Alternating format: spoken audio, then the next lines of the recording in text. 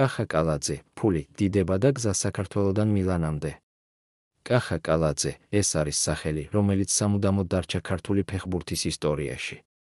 ბიჭი ჩვეულებრივი ოჯახისგან სამტრედიიდან მივიდა იქამდე, რომ მოეგო ჩემპიონთა ლიგა მილანის მაისურით. დიდ სპორტთან ერთად მოვიდა დიდი ფულიც. პირველი ნაბიჯები და პირველი კონტრაქტები. კალაძემ კარიერა დაიწყო თბილისის დინამოში, სადაც მისი ნიჭი სწრაფად შენიშნეს ევროპელმა სკაუტებმა. 90-იანების ბოლოს ის გადავიდა კიევის დინამოში და გახდა ლობანოვსკის ლეგენდარული გუნდის ნაწილი. სწორედ იქ მიიღო კახამ პირველი სოლიდური ხელფასები, რომლებიც იმ დროისთვის საბჭოთა სივრცის ფეხბურთელისთვის წარმოუდგენელი იყო.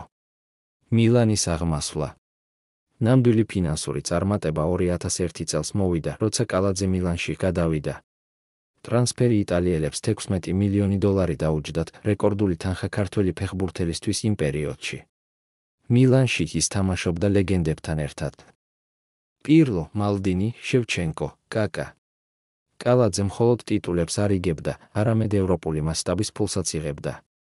მისი წლიური ხელფასი პიკში აღწევდა 3-5 მილიონი ევროს ნეტ, რაც დაახლოებით 7 მილიონი евро გროსს შეადგენდა. საერთო შემოსავლები. სპეციალიზებული პორტალის Kefalogy-ის მონაცემებით, კალაძემ კარიერის განმავლობაში მხოლოდ ხელფასებში მიიღო დაახლოებით 14,3 მილიონი $.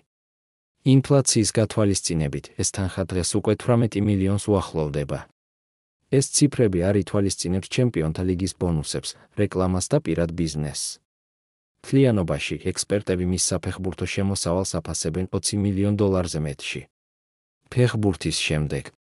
კარიერის დასრულების შემდეგ კალაძე არ გამქრალა. მან წარმატებით დააბანდა თავისი კაპიტალი ბიზნესში, შემდეგ კი პოლიტიკაში მოვიდა.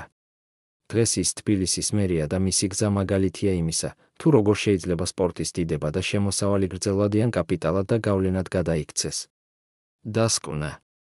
კახა კალაძე, ეს მხოლოდ მილანის მცველი და საქართველოს ნაკრების კაპიტანი არ არის. ეს არის ადამიანი, რომელმაც ფეხბურთით მილიონები იშოვა და მაინც ეროვნული მასშტაბის ფიგურად დარჩა. მისი ისტორია არის მტკიცებულება, რომ დიდი სპორტი შეიძლება გახდეს კიდევ უფრო დიდი ცხოვრების დასაწყისი.